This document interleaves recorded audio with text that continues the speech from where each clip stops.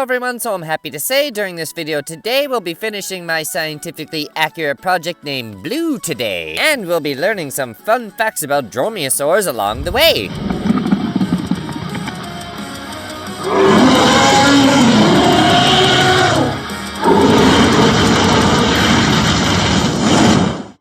So to start this video off today, we'll be doing some sculpting with some plasticine clay. Getting in some last details, you could say, before we get too carried away with the feathers today. That's right, I'm excited to say by the end of this video today we'll have a fuzzy blue, you could say. Now, I must say it's not easy making fuzzy dinosaurs, you could say, because putting in feathers one by one is, well, a slight pain in the bum. But that's okay, because it's all for dromaeosaur fun. And that concludes the poetry for today, because now it's time to talk about scientifically accurate dromaeosaurs today. Well, okay, maybe I'm still rhyming. Now, apart from, well, the slight poetry affecting me mentally, I will be talking about Velociraptors today, as well as Deinonychus, which is, well, basically the common predecessor for Velociraptor, so to speak, considering basically there was an alternate name change in both the book and the movies to sound more dramatic, because apparently Deinonychus, the terrible claw, isn't cool enough. Now, apart from me being disgruntled over the poor name change decision as far as I'm concerned, we'll be doing a quick recap here on Velociraptor for those of you who are new to this build series, and because technically the last big video I uploaded was the Argentinosaurus supercut, so people might be a little rusty on the fun facts about this dinosaur. So let's talk about Velociraptor mongoliensis before we get into Deinonychus. Velociraptor was a small, that's correct, you heard me, small dromaeosaur from the late Cretaceous period. Sorry, Jurassic Park fans, but we're snipping that one right in the butt real fast because, well, perhaps you should check up on part 1 and part 2 before you're getting into this video too much. But yeah, Jurassic Park is definitely not scientifically accurate whatsoever.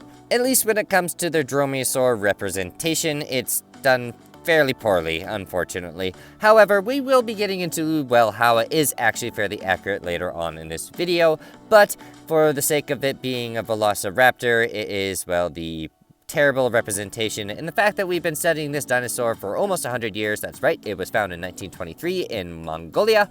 It's kind of embarrassing how a lot of people still don't realize it was basically no larger than a turkey, weighing maybe about 30 to 50 pounds. Or possibly 100 pounds at the larger estimations. And standing in at a whopping, well, half a meter approximately. They're not very tall, and were about 6 feet long, or about 2 meters. Their large retractable claws were about 6.5 centimeters, or 2.6 inches. It is also a common misconception that these dinosaurs would have hunted in packs. Unfortunately, there is no fossil evidence to support this theory that they would have done that, considering all the animals that have been found have been of solitary individuals.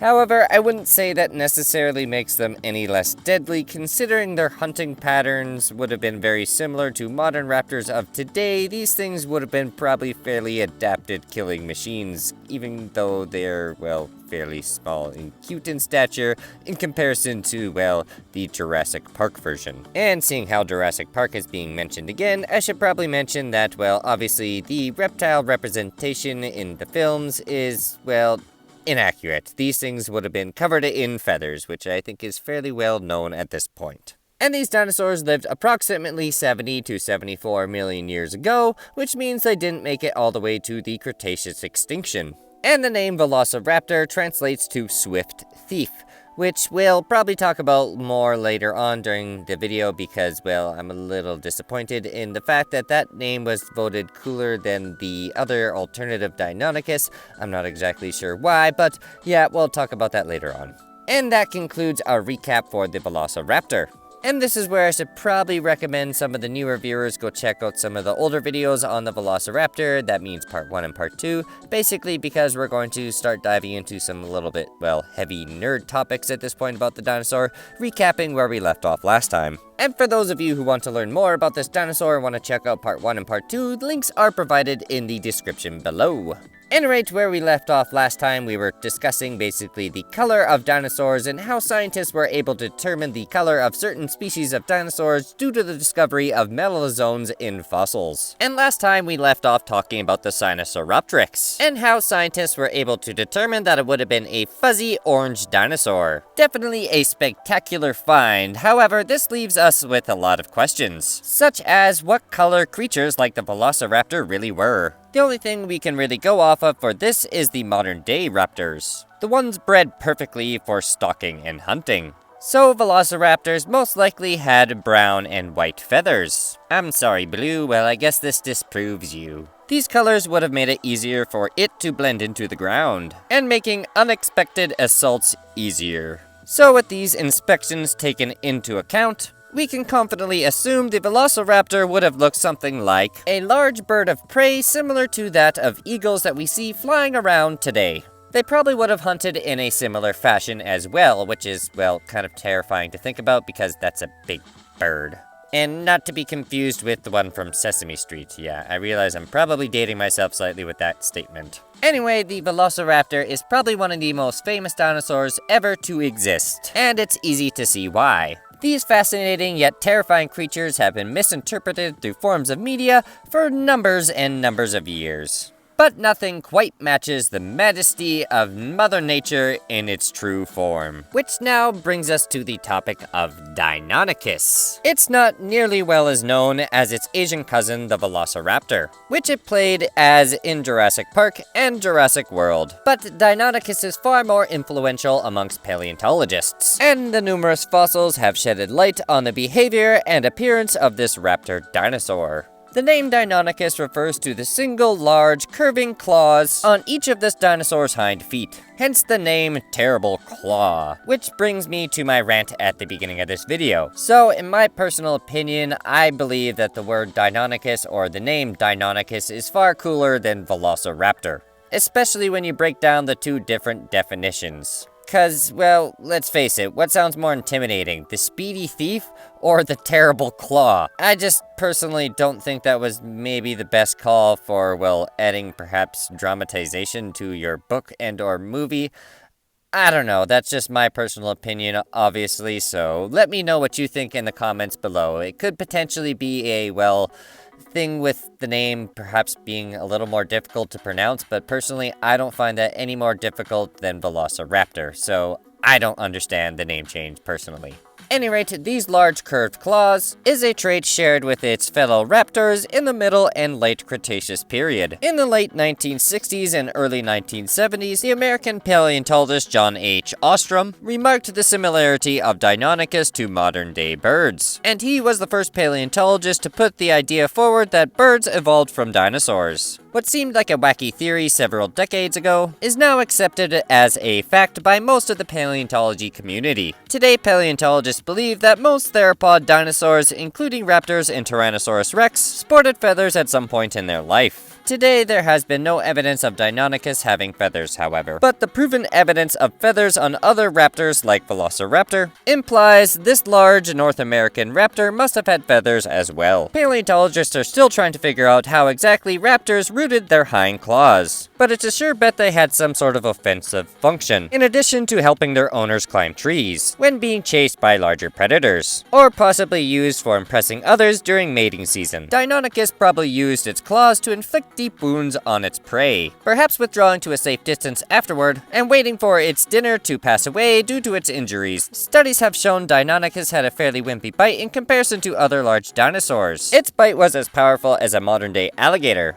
This makes sense since this raptor's primary weapons were its curved claws and elongated hands. Also, the Velociraptors in Jurassic Park and Jurassic World were molded off Deinonychus. One more detail Jurassic Park and Jurassic World got wrong about Deinonychus was this raptor's pulse-pounding speed and agility. It turns out Deinonychus wasn't nearly as agile as other theropod dinosaurs. The one recent analysis shows that this raptor may have been able to run up to 6 miles per hour while pursuing prey. That is definitely nowhere near as fast as what the movies, well, show. And at some point, I definitely would like to do a project on the actual Deinonychus itself, as well as doing a deep dive on this dromaeosaur.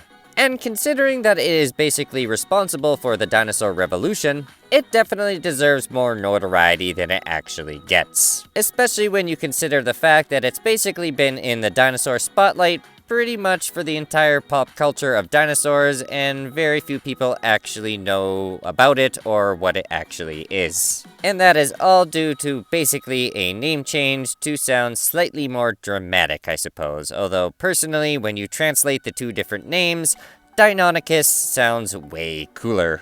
And that concludes all the fun facts about these fascinating dinosaurs during this video. I hope you enjoyed the content and have left just a little bit wiser about the fascinating world of paleontology. There's definitely a lot to learn when it comes to this, well, topic, that is for sure, and I can't express enough how much I personally enjoy actually making this type of content because, well, honestly, I learn quite a lot during these videos, as well as I'm sure you do, the viewers. And, well, perhaps you have learned something new, and let me know what that is in the comments below. And, well, if you enjoyed the video, be sure to leave a thumbs up. That lets me know, as well as the algorithm know that this is a good video. And, well, share with your friends. And perhaps consider subscribing if you're new. Now it's time to leave you to the glamour shots. And I hope you enjoyed this build series because the next one might be slightly different. Instead of building a dinosaur, we'll be making something based off a dinosaur. And now that my channel has officially reached that 1K mark, I've, well, decided to fill this request because I've gotten quite a few for it, to say the very least. So I think it's safe to say the king of the monsters is well on his way. Godzilla, you could say. And quick shout out to Dragonclaw for spotting Milton the Moose in the last Velociraptor how-to video.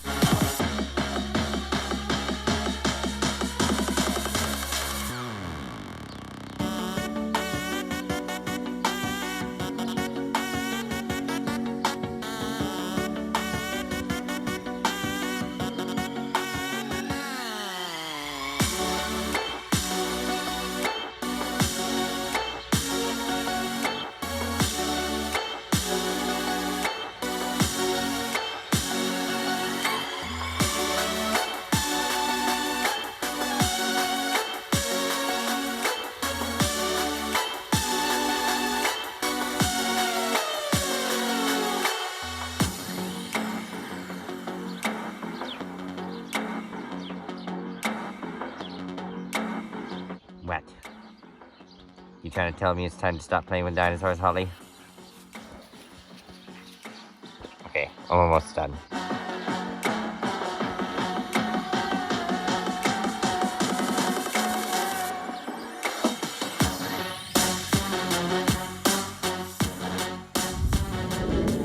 Hey, thanks for sticking around to the very end of the video. Be sure to leave a like if you enjoyed the content, comment below what you think, share with your friends, and perhaps consider subscribing if you're new. Anyway, that's enough from me. Till next time, take it easy.